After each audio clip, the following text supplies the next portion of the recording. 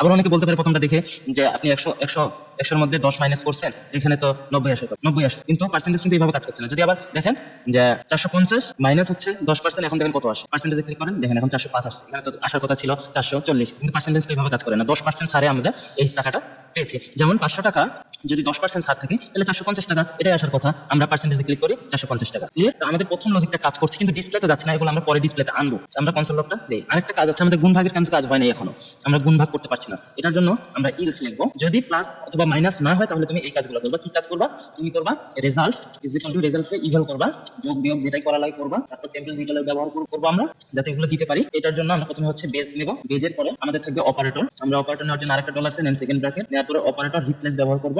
Replace ব্যবহার করার পর আমরা কি করব? আমরা একটা ফার্স্ট ব্র্যাকেট নিব। নেওয়ার পর আমরা পার্সেন্টেজ যে নাম্বারটা আছে, পার্সেন্টেজ নাম্বার, এটা ডিভাইডেড বাই 100, এটা আমাদের লজিক বা এটা আমাদের সূত্র, যেভাবে বের করতে হবে।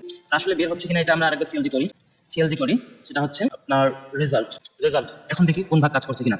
যদি 100টা পেন্সিলের মধ্যে 10টা পেন্সিল খারাপ হয় তাহলে কত পার্সেন্ট আসবে? এখানে যদি ভাগ দেই আমরা 100, কত পার্সেন্ট আসবে? 10%। ঠিক আছে, আমাদের কাজ করছে। আমরা যদি 500 নেই, এন্ড হচ্ছে আমাদের 500টার মধ্যে যদি আমাদের 10টা পেন্সিল নষ্ট হয়, 500টা পেন্সিলের মধ্যে 10টা পেন্সিল নষ্ট হয়, তাহলে কত আসবে? 2% আসতেছে। তা আমাদের কাজ করতেছে। এখন এই যে আমরা রেজাল্টটা পাচ্ছি, এটা আমাদের কি করতে হবে? ডিসপ্লেতে শো করাইতে হবে। ডিসপ্লেতে শো করার জন্য এই যে ইফ ইলস যেখানে শেষ হয়েছে, তারপরে আমরা লিখবো ডিসপ্লে ডট টেক্সট কন্টেন্ট, তুমি রেজাল্ট শো করো।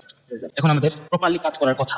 দেখি 5 যদি আমাদের 500 টাকার মধ্যে 10% ছাড় দেয় বা 15% ছাড় দেয়, তাহলে কত আসবে? 425। বাহ, সুন্দর কাজ করছে আমাদের। এবং আমাদের যদি 200টা পেন্সিল থাকে, 200টার মধ্যে 15টা পেন্সিল হচ্ছে নষ্ট বা খারাপ, 15টা পেন্সিল খারাপ 200টা পেন্সিলের মধ্যে, তাহলে আমাদের পার্সেন্টেজ কত আসবে? 7.5% পেন্সিল হচ্ছে নষ্ট। তাহলে আমাদের কাজ করছে। তো আমাদের প্রপারলি ক্যালকুলেটের কাজটা মোটামুটি শেষ হয়ে গেছে।